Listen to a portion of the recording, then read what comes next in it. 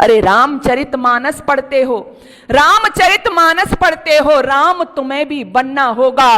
चलो राम के पद चिन्हों पर अब इतिहास बदलना होगा। चलो राम के पद चिन्हों पर अब इतिहास बदलना होगा। देवियों और सज्जनों, भगवान श्री रामचंद्र का जीवन कैसे हुआ था, कैसे पैदा हुए थे, वो पता है ना आपको? कैसे हुआ उनका जन्म?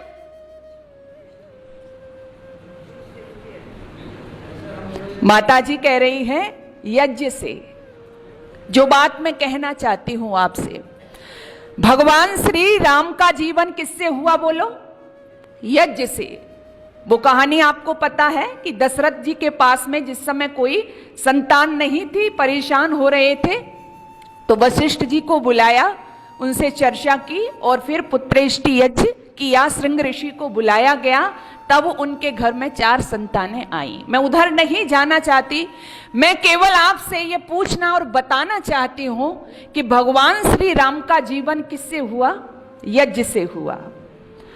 और आप रामायण को पढ़ेंगे तो आपको पता चलेगा कि उनका जीवन ही यज्ञ से नहीं हुआ, बल्कि भगवान श्री रामचंद्र जी ने सबसे पहला धनुष बाण उठाया तो किसके लिए उठाया बोलो? यज्ञ की रक्षार्थ। यज्ञ की रक्षार्थ सर्वप्रथम भगवान श्री राम ने क्या उठाया? धनुष उठाया। जब विश्वामित्र उनके दरबार में आए कि वो यज्ञ करना चाहते हैं और निशाचर राक्षस उस यज्ञ को पूरा नहीं होने दे रहे हैं, उसमें अस्थियां डालते हैं, मांस के लोथड़े डालते हैं, उसमें रक्त डालते हैं, तो उन्होंने कहा कि मैं उसकी रक्षार्थ किसको ले जाने के लिए आया हूं? राम को लेने आया हूं।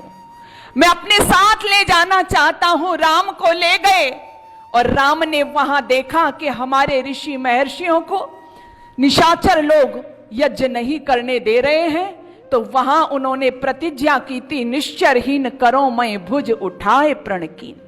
उन्होंने क्या प्रतिज्ञा की थी कि मैं ये प्रतिज्ञा करता हूं कि जब तक इस पृथ्वी को निश्चरों से हीन नहीं कर दूंगा, तब तक मेरा ये धनुष बाण रखेगा नहीं। तो यज्ञ की रक्षार्थ उन्होंने सबसे पहले धनुष बाण उठाया। और आप रामायण को पढ़ेंगे तो आपको पता चलेगा कि जब वो वन में भ्रमण कर रहे हैं, जहां जहां वो गए, जहां जहां उन्होंने अपनी कुटी बनाई रहने के लिए, तो आपने पढ़ा होगा, वाल्मीकि रामायण को पढ़िएगा, वहीं वहीं उन्होंने अपनी कुटी में किसकी स्थापना की? यज्ञ कुंड की। जहां उन्होंने कुटी तैयार की, वहीं उन्होंने अपने यज्ञ कुंड का भी वहां पर स्थापना की। इससे क्या पता चलता है कि भगवान श्री रामचंद्र जी के जीवन में यज्ञ कूट कूट कर भरा हुआ था।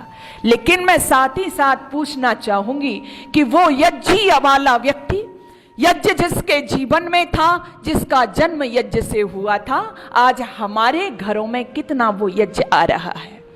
हम कितने यज्ञ से जुड़े हुए हैं? विचार तो यही करना है ना हमको और आपको, क्योंकि रामनवमी के दिन हम विचार कर रहे हैं, गुणगान कर रहे हैं, राम का जीवन बहुत उत्तम था, है और रहेगा, उसमें दो राय नहीं है। लेकिन बात तो हमें ये करनी है कि वह हमारे लिए कितना हम कामयाब हो रहा है, कितना हम उसको अपने जीवन में ला रहे हैं। हमारे घरों में तो यज्ञ नहीं है ना, हमारे बच्चे तो यज्ञ नहीं करते ना, हम तो यज्ञ नहीं करते ना, लेकिन क्या करते हैं हम? भगवान श्री रामचंद्र जी की करते हैं ना। अच्छा, जय होगी बोलो? जय होगी?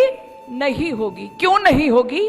क्योंकि मैं सबसे पहले जिस बिंदु को लेकर के चली हूं, हमारे घरों में यज्ञ नहीं होगा तो नारे कितने भी दीजिएगा, रामचंद्र जी की जय होने वाली नहीं है।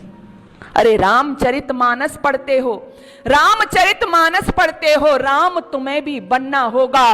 चलो राम के पद चिन्हों पर अब इतिहास बदलना होगा। चलो राम के पद चिन्हों पर अब इतिहास बदलना होगा। क्या है राम के पद चिन्ह?